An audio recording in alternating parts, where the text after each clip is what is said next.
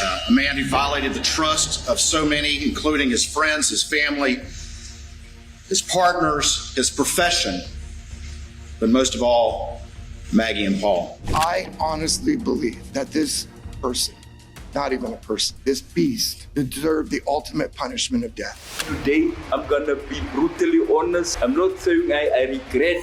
Thankfully, every now and then, real-life monsters get caught and put behind bars. But their reactions in the courtroom are just as disturbing as their horrific crimes. Let's explore some of the most notorious grandparents and older criminals who did the worst and then wore creepy faces as the judge delivered their sentences.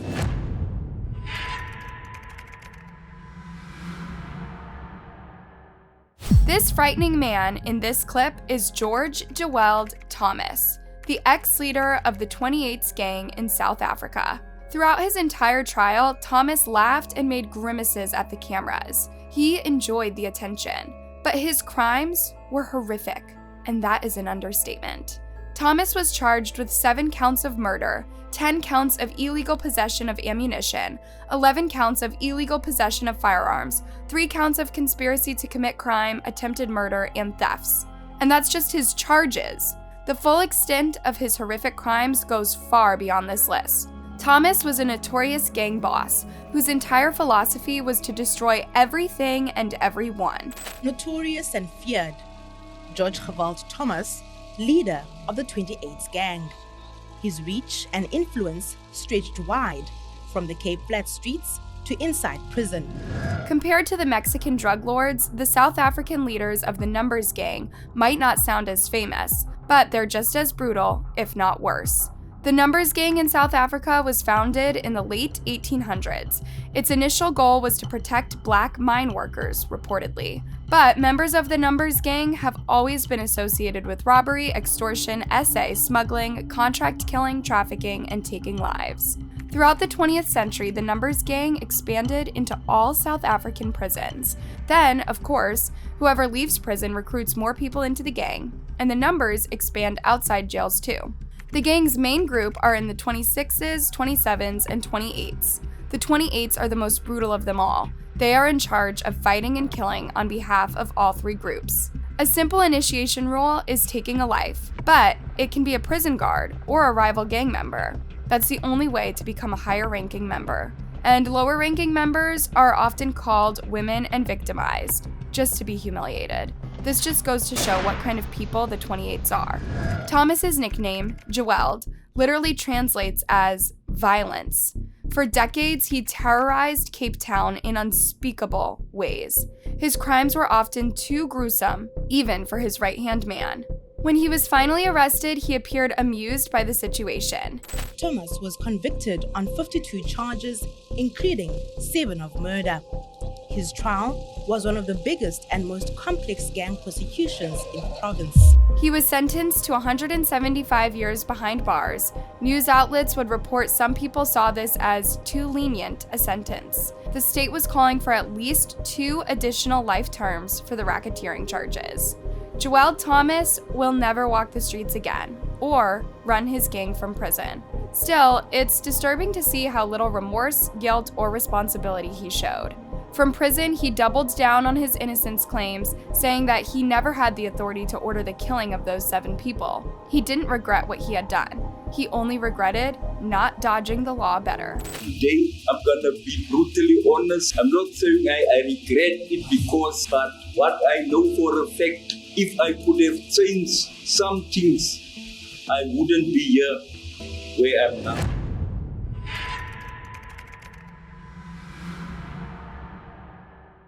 This case is truly sickening. In October 2018, a 56-year-old man named John Allan was arrested and charged with 16 crimes against 2 11-year-olds. The details of his stomach-turning crimes left people in the courtroom with their mouths wide open. Tears were shed as they listened to how 2 children's lives were destroyed forever by a real-life monster. The crimes happened in 2004 and 2016, before Allan had moved states. His survivors now faced him in court over a decade after the horrific ordeals. I'm really happy that today I'm able to seek justice for what I've been through, because he should never be let out to harm any other children, and I hope that he's sentenced to the rest of his life in prison. The evidence was overwhelming, and the victim impact statements were heartbreaking. This was Allan's face throughout his entire trial. He looked completely detached and unable to express emotion or remorse about what he'd done. His survivors' devastating statements went right past him. Allan's defense attorney, John Hillman, argued for a lenient sentence, but there was nothing he could say that would make the judge change his mind. John Allan was sentenced to 335 years in prison after receiving the maximum sentence for each of the 16 counts.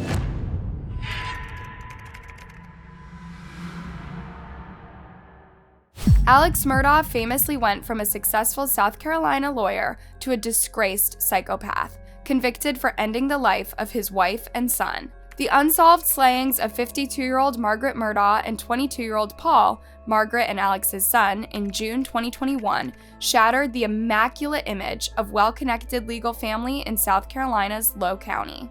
Alex's grandfather, father, and great-grandfather were each elected as top prosecutors in the region, in roles collectively spanning almost 90 years. So when the dark news made headlines, thousands of people knew the family and wanted to know what had really happened. Alex had called 911 on June 7, 2021 at 10 p.m. to say he'd just found the lifeless bodies of his wife and youngest son. But the slaying set off an eerie chain of events that included Alex Murda hiring a man to take his life so his older son could collect on his life insurance policy. Instead of proving he was innocent, Alex dug his hole deeper and deeper. By December of that year, Alex Murda faced 48 separate charges, including computer crimes, money laundering, forgery, and breach of trust with fraudulent intent. Within a month, 23 new charges were added, involving the theft of over $8 million. In another shocking plot twist, just 2 years before his life was taken away, the youngest son, Paul, was involved in a boating accident that cost a few teenagers' lives. Paul Murda was heavily intoxicated when he slammed the boat into a piling below a bridge. He was underage, and so he, as well as his dad, were responsible for the deaths caused. According to the prosecution, this could have added fuel to the fire, as the victims' families were seeking compensation from the Murdas. On July 14, 2022, Alex Murda was officially charged with the murders of Margaret and Paul. Alex pled not guilty, and his trial started in January 2023. According to the prosecution, Alex's demented plot to end his family was, in his eyes, a way to cover up his illegal financial dealings and manipulative personality. But it is overwhelming, and it shows this man to be a cunning manipulator, a man who placed himself above all others, including his family, a man who violated the trust of so many, including his friends, his family, his partners, his profession, but most of all, Maggie and Paul. The picture painted was pretty clear, and everyone stood in shock and disbelief as stories of psychopathic manipulation were told in the courtroom. Even his surviving son, 29-year-old Buster Murda, said he agreed with the prosecution, calling Alex a psychopath. Certainly, I think there are characteristics when you look at the manipulation and the lies and the carrying out of that such, and I think that is a fair assessment. However, Alex took the stand in his own defense and told the same story he'd been telling since 2021. He was innocent. I'm innocent. I would never hurt my wife Maggie, and I would never hurt my son Paul. Judge Clifton Newman was not impressed. He told him he had become a monster and berated him for all the financial crimes he committed before doing his absolute worst. Sentence you to the State Department of Corrections on each of the murder indictments in the murder of your wife, Maggie Murda. I sentence you for the term of the rest of your natural life for the murder of Paul Murda, whom you probably loved so much. Alex Murda stood there poker-faced as he received 2 consecutive life sentences. He has never expressed remorse or given an apology for what he done.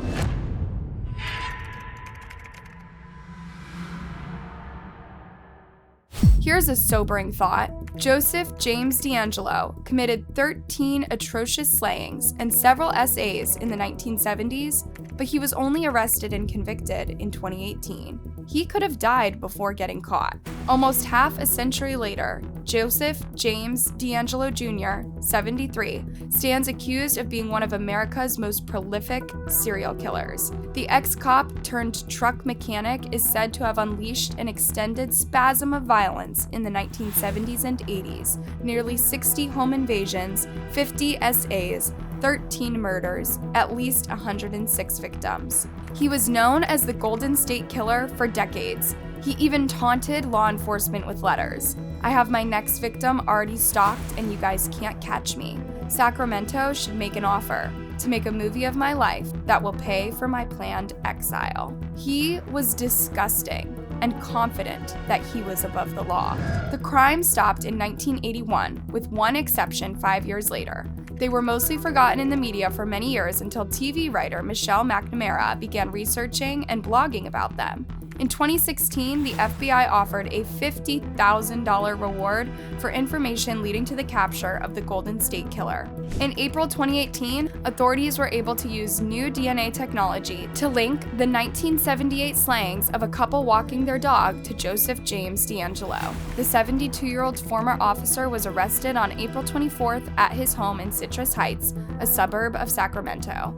The victim impact statements were heartbreaking. Dozens of people spoke about decades of horror and unresolved trauma. They lived in terror that DeAngelo would return to torment them again. Elizabeth Hupp, the daughter of Claude Snelling, whose father was killed by DeAngelo in 1975, spoke out.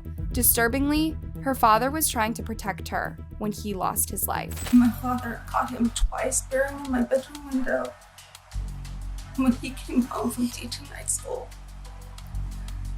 and tried to chase him down but was unable to catch him. He was wearing a ski mask and pointing a gun at me, saying that he was taking me with him and that if I made any noise, he would kill me. DeAngelo fired 2 shots at my dad. He then turned the gun on me as I was down on the ground. My only thought was, this is it.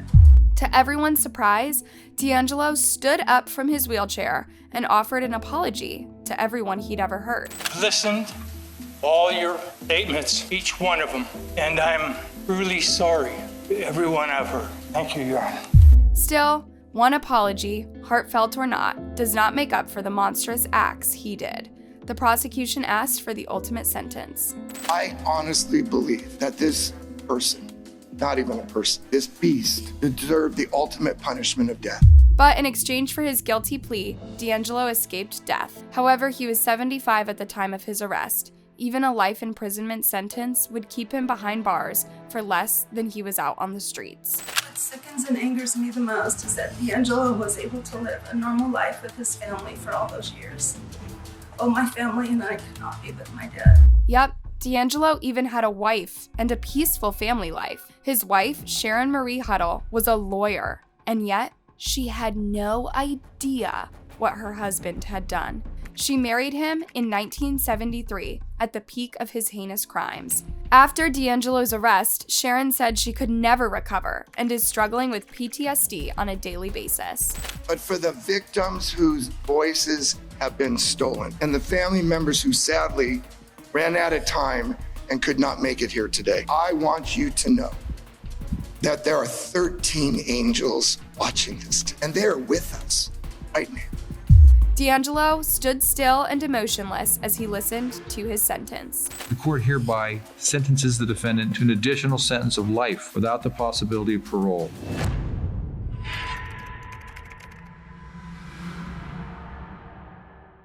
Few cases are as disturbing as the Armen Mu case, which shook Germany in 2001. Armen Mu met his victim, 43-year-old engineer Bernard Jürgen Brandes, on a now-defunct website called The Cannibal Cafe, a place for people with this type of fetish. Mu had posted an ad looking for a well-built man who wanted to be unalived and eaten.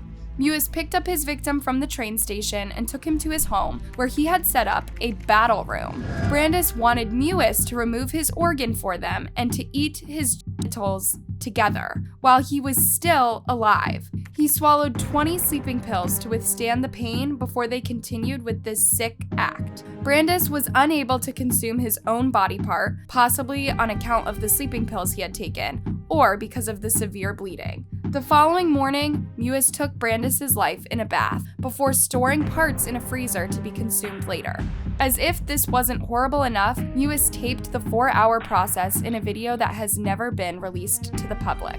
Armen Mu was arrested over a year later in December 2002.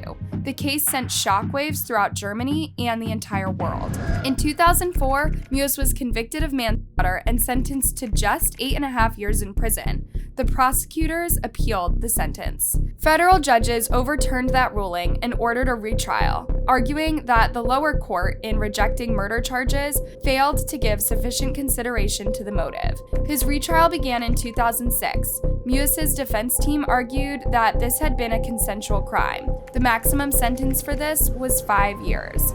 However, the gruesome details left a profound sense of shock and horror in the courtroom. A person like Mewis, the jury thought, should not be out on the streets anytime soon. Psychiatrists testified that Mewis was psychologically sound despite his sick fascination. This made his case even more shocking. According to the prosecution, though, any sane human being would question a person's desire to be killed and consumed, instead of seeking out people like Brandis. Armen Mu received a life imprisonment sentence. He remained calm and polite, and even smiled at his attorneys from time to time.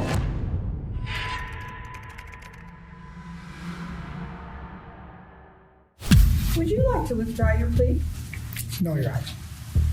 Because you are guilty, aren't you?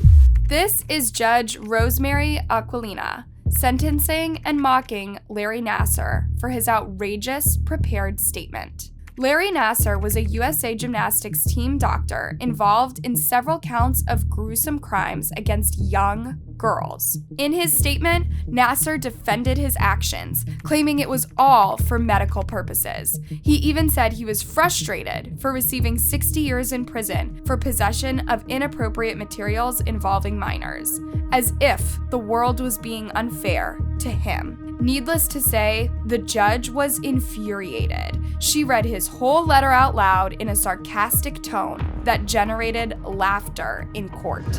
I wanted to plead no contest, but the AG refused that. I was so manipulated by the AG, and now Aquilina, and all I wanted was to minimize stress to everyone, like I wrote earlier.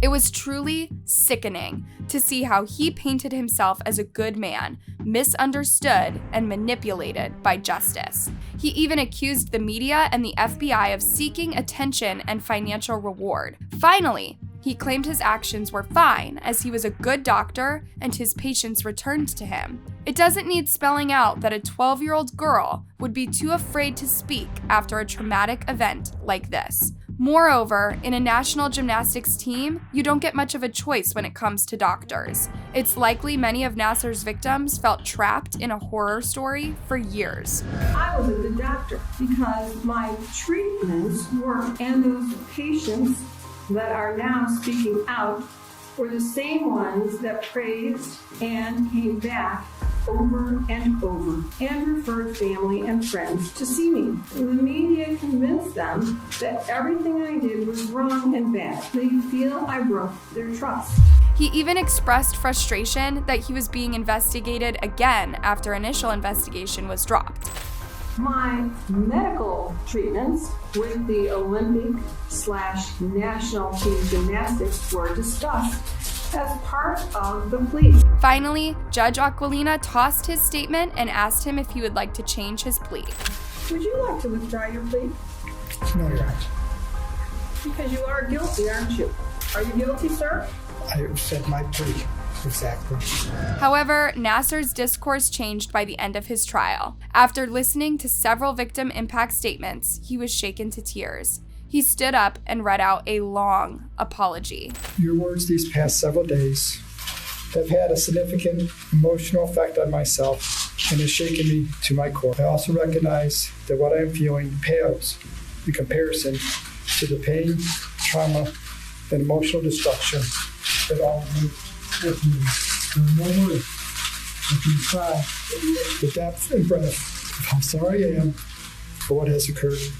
The judge said she just hoped his apology was genuine. She still sentenced him to 40 to 175 years in prison. In other words, Nasser will spend the rest of his life behind bars as he was already serving 60 years. Nasser remained expressionless as he listened to the judge deliver the sentence. In July 2023, Nasser was watching Wimbledon with fellow inmates when he made this comment. Later that day, a fellow inmate visited his cell and jagged him 6 times. Surprisingly, he survived.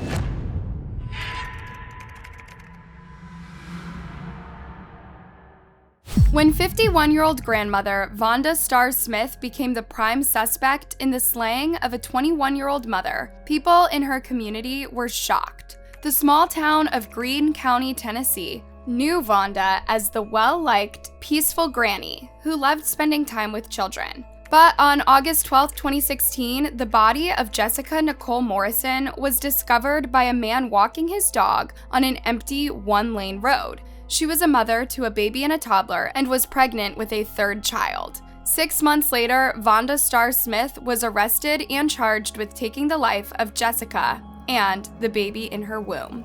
In an even more shocking twist, Vonda was the grandmother of one of Jessica's children, who was fathered by Vonda's son, William. Also, Vonda was home just 5 miles away from the crime scene.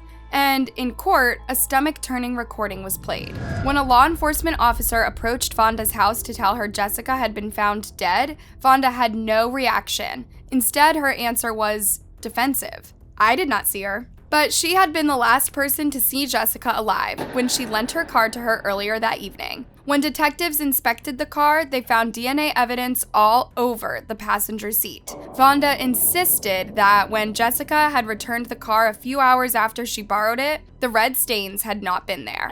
However, it was determined that she had cleaned the car with bleach. When questioned, the grandmother claimed that she had only done so because the insides had previously smelled of cat urine, and not because she wanted to destroy evidence of a crime scene. She was also adamant that she loved her grandchild more than anything in the whole world. Still, when investigators went through her messages, they discovered growing tensions between Vonda and Jessica. Vonda was increasingly frustrated that Jessica wouldn't allow her to spend as much time with her grandchild as she wanted to. Throughout her trial, witnesses took to the stand to vouch for Vonda's character. They described her as peaceful and caring and not the kind of person who could ever take a life. Her former co-worker, Jessica Price, even cried as she thought Vonda would put her behind bars unfairly. Judge F.M. Duggar Jr. was not merciful, though. The evidence was overwhelming. In other words, Vonda was not a good person. She just wore her social mask really well. In fact, the details of Jessica's death were simply chilling. A peaceful, caring person could never have gone into such a frenzy. Severe lacerations to her skull and fracture in the top of her skull. She trusted being with you as opposed to being with a stranger. And bad things happen.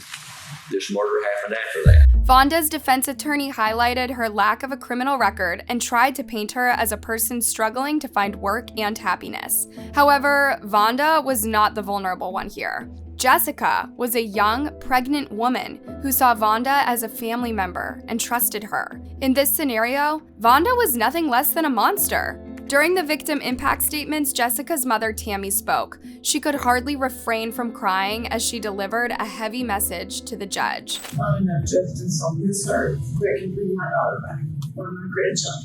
My biggest consolation is she will never see her grandchild again.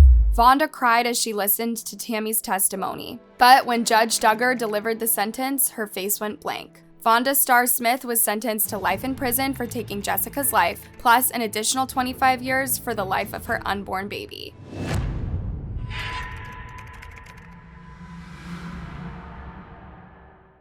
On February 23, 2020, 25-year-old Ahmaud Arbery was killed during a racially motivated hate crime while jogging in Satilla Shores, a neighborhood near Brunswick in Glynn County, Georgia. 3 white men, who would later claim to police that they assumed he was a burglar, pursued him in their trucks for several minutes, using the vehicles to block his path as he tried to run away. 2 of the men, Travis McMichael and his father, Gregory McMichael, were armed in one vehicle. Their neighbor, William Roddy Bryan, was in another vehicle. After overtaking Ahmaud, Travis McMichael exited his truck and aimed at him. A physical altercation ensued, resulting in Travis fatally firing at Arbery. William Bryan recorded the whole incident on his phone. This is 68-year-old Gregory McMichael. In 2020, he was arrested and charged with felony murder and hate crimes. When the jury returned a guilty verdict, he looked like he couldn't believe it. The judge had a thing or two to say about the nature of the crimes. Interesting to note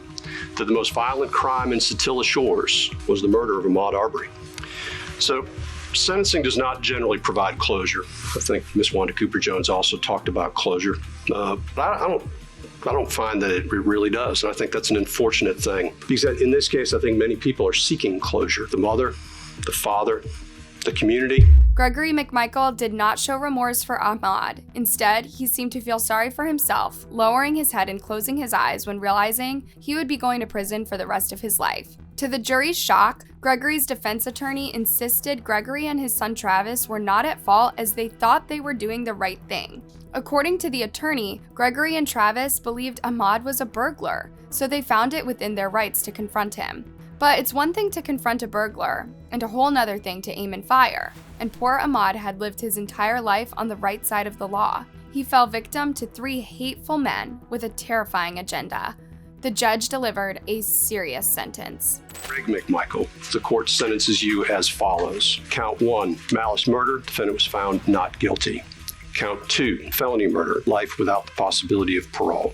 Gregory showed no emotion as he was handed the verdict. He did not express any apology, and he insisted that he was not at fault for what he and his son had done. His defense team announced they would be seeking to appeal the sentence. Gregory McMichael's attorney, A.J. Balbo, mentioned his client's age and health problems, including a stroke and depression, after the sentencing. In 2022, he was moved to another facility, possibly due to health reasons. In August 2022, McMichael was given a second trial, but he didn't get the desired outcome. Instead, he was sentenced to an additional 35 years for federal hate crimes. He will die behind bars. His son Travis was also sentenced to life in prison. 54-year-old William Bryan also stood trial for federal hate crimes. Recorded tapes of racial slurs and derogatory comments made by Bryan were played in court. It was very clear that he was just as involved in the crime as the McMichael father and son. Heartbreakingly, his own daughter was dating an African-American man at the time of the incident, and several witnesses testified to Bryan making horrible remarks about this. This was enough to solidify the motive for him and the McMichaels. This quote that we just read, Mr. Bryan is talking about backing up and going at the victim and saying his belief that the victim was trying to get into his truck. Bryan even said to the officers he would have been home safe if Ahmaud were white. Absolutely disgusting. Bryan was sentenced to 35 years in prison for federal hate crimes. The judge explained the lighter punishment. As far as the remorse, I think Roddy Bryan stands in very different shoes. It is obvious from the beginning that he questioned the tragedy that had occurred at the scene. It was on, I believe, a body cam. I can't remember whose body cam, but the body cam, in fact, questioning whether or not what had occurred, and then took steps early on in this process, I think, that demonstrated that he had grave concerns. Hey, thanks for watching. What are your thoughts on this case? Let me know in a comment, and before you go, make sure you like and subscribe. See you next time.